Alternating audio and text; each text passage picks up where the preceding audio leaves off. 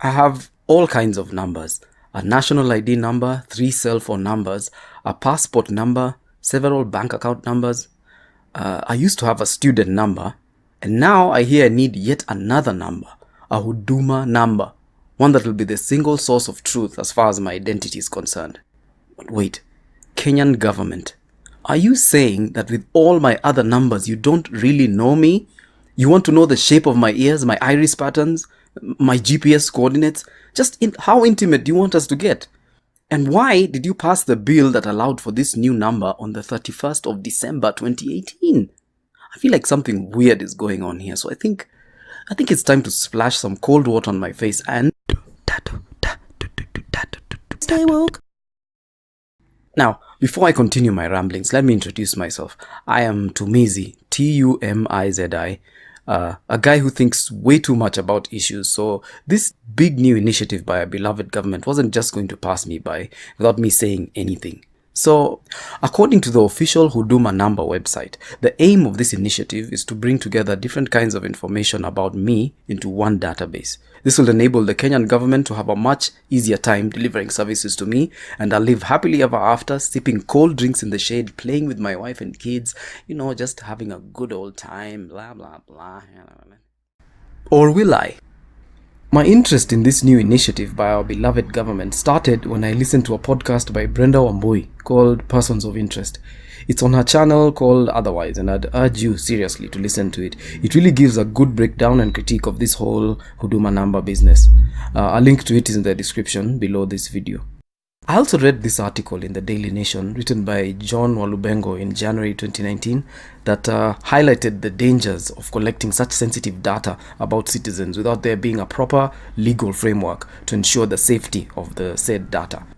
And as time has gone on, there's even claims that the company contracted to provide the infrastructure for the data capture exercise is operating without a local license. I mean, this whole thing is just one big circus. In short, there's a lot to be concerned about here, and people have noticed, and they're blowing a loud whistle about it. So why, despite the hue and cry from concerned citizens, is this number thing still being pushed relentlessly on? Well, for starters, our president, Mr. Uhuru Kenyatta, is on his last term and wants to exit the stage with a bang and leave people saying, oh yeah, this guy really sorted us out, man. I mean, where would we be without this new number that's on a credit card, a debit card, an ATM card? Oh, and in case you didn't know, the Huduma number is joined at the hip with the Big Four agenda. Yeah, that's I think the biggest reason why this thing is being executed so swiftly. You see, on the Huduma Number website, under the menu item benefits, there's a single sub-menu item, the Big Four. That's it. No other benefit is listed at all. And under that Big Four menu item, it states, among other things, that, and I quote, various stakeholders who are charged with the delivery of the Big Four targets will use the established national frame as a stepping stone so that they only capture specific technical fields such as agriculture, education, and health. The end users will refer to the Huduma Number database to inform planning for the Big Four agenda initiatives and other development programs. End of quote. So basically, since the Big Four agenda is tied to this number, it is not going to be let go of so easily. Those in opposition, brace yourselves for a huge fight.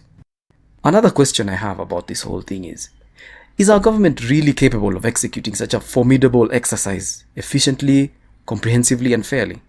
With all the disheartening stories we've heard about people like, for example, Adam Hussein Adam, who was a fourth-generation Kenyan Nubian that was for years made to jump through ridiculous hoops just to get a Kenyan passport. Can we be sure that this Huduma won't be denied to other people from marginalized communities such as the one Adam was from?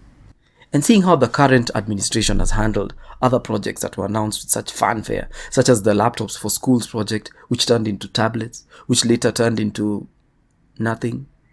Do you see my point?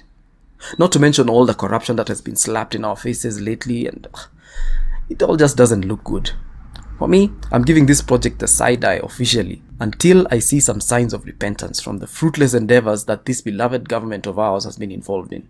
Well, that's all for now. Please let me know what you think about this whole number business by writing a comment. And until I think about something else to talk about, it's goodbye, and remember to stay woke.